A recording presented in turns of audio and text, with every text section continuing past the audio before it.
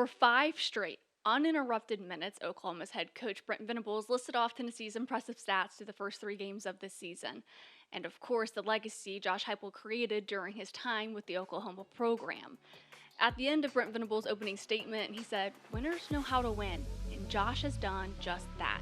All of this setting up for an emotional return for Coach Josh Heupel and the Sooner faithful. I'm Paige Dower. This is the Field Pass.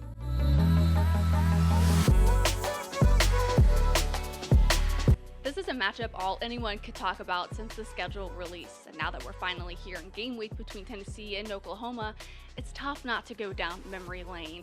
Josh Heupel winning the program's 7th and most recent national championship, being a Heisman finalist, eventually being named the co-offensive coordinator, all the way until his untimely firing. He's set to make his first return to Norman in about 10 years. And this game will be unlike any other for Heupel, because while it'll be familiar, it'll be entirely different. From the colors he's wearing to being on the opposing sideline, which he's never been on, not even for a scrimmage. But beyond this mounting homecoming narrative, he's not made it about himself. We've touched on that earlier this week. If you missed it, let this be a chance to subscribe.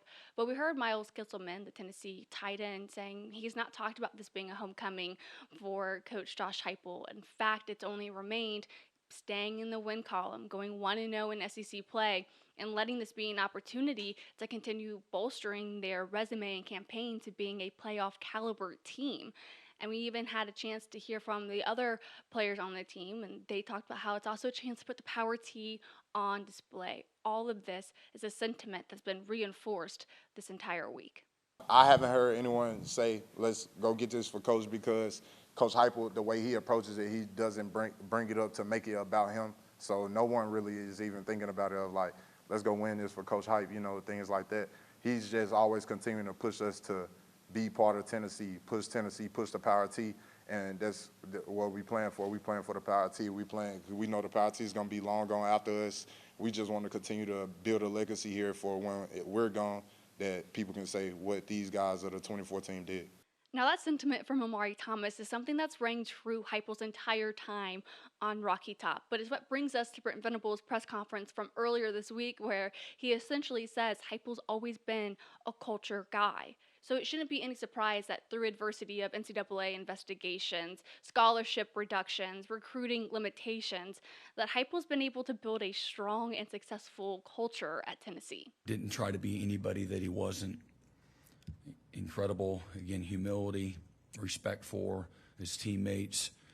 But he bridged, and I don't know what the culture was like before we got here, so it's not really fair for me to say that he changed it, other than there was some brokenness, and he brought people together, and he was able to relate to people regardless of what they come from. And beyond what Heupel did as a player for the Sooners, he's always been able to get the most out of his players, and specifically his quarterbacks.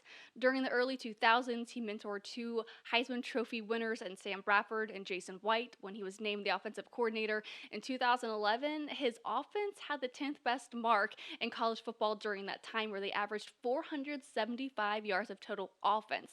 Something quite similar to what he's been doing here on Rocky Top. In 2022, it was 525 yards of total offense per game. In 2023, it's 447 yards of total offense on average per game. And then this 2024, Nico Imaliava-led offense. It's quite similar to that 2022 team, though we'll see how legit it is once they take on the 15th ranked Oklahoma Sooners. But it brings me back to the SEC media days when Venables says he's always held Heupel on a pedestal as a player. Those statements echoed again during his press conference earlier this week. I know, speaking from coaches, and again also being a fan, I was a fan too. There can't be someone with a stronger legacy. He's a national championship coach, and timing's everything. And there was a period where Oklahoma hadn't had a winning season for I don't know how many years in a row was it, 5 straight years of not going to a bowl game, and the first year going 7-5, and then out of nowhere to go 13-0 in several games within that year. Oklahoma was an underdog or again had to come from behind in those games where you really felt Sooner magic was reignited, and he was a catalyst of that. And people won't forget that. So Heupel's press conferences on Mondays usually are about 15 minutes. I'm not really sure the last time we really even got too close to the 20-minute mark. Brent Venables, it seems that a lot of his press conferences are like 30, 40, 50 minutes long. This week it was about 42 minutes long.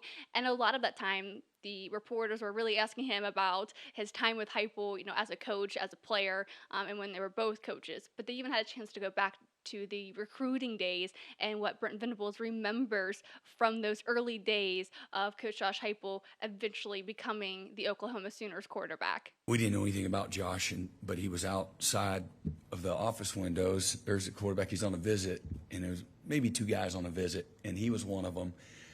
And he was outside we had an old turf field down there, and he was playing catch. And again, I'm saying this with incredible appreciation and respect for Josh.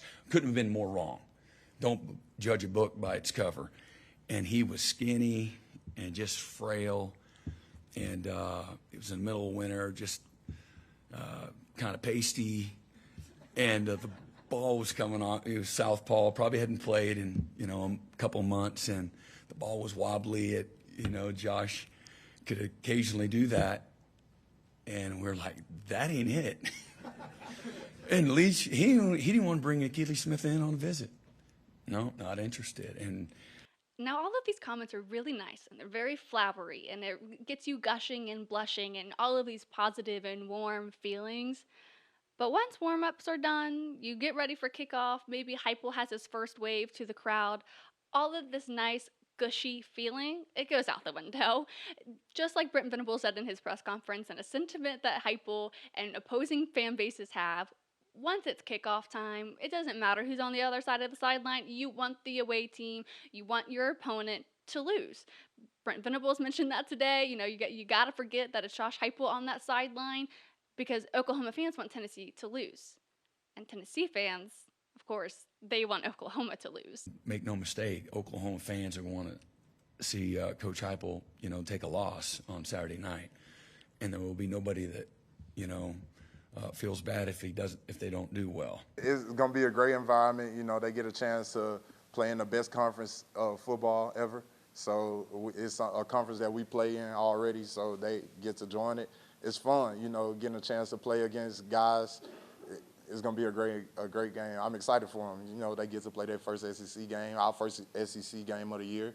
So it's a lot riding on this game. There's a lot going into it, and we just have to continue to be prepared and ready to go out there and do what we do. Now, we'll dive more into the X's and O's on Friday when Jimmy Himes and I kind of do a keys to the game and kind of what will be the difference maker in this ranked matchup, a chance for Tennessee to get its second ranked win of the season. Also, wish me luck. I am doing the race for the Summit 5K on Saturday. I signed up for it earlier this week, so I don't really have any training heading into this race, but I thought it would be a good way to, give back to the community for the legendary Pat Summit and the Alzheimer's research that is benefited from our participation in this race. So yeah, wish me luck. We'll see how that goes. Hopefully it goes well. But in the meantime, definitely make sure to subscribe. Thank you so much for watching and listening. And again, we'll be back Friday afternoon to talk all things X's and O's between Tennessee and Oklahoma. I'll talk to you guys then.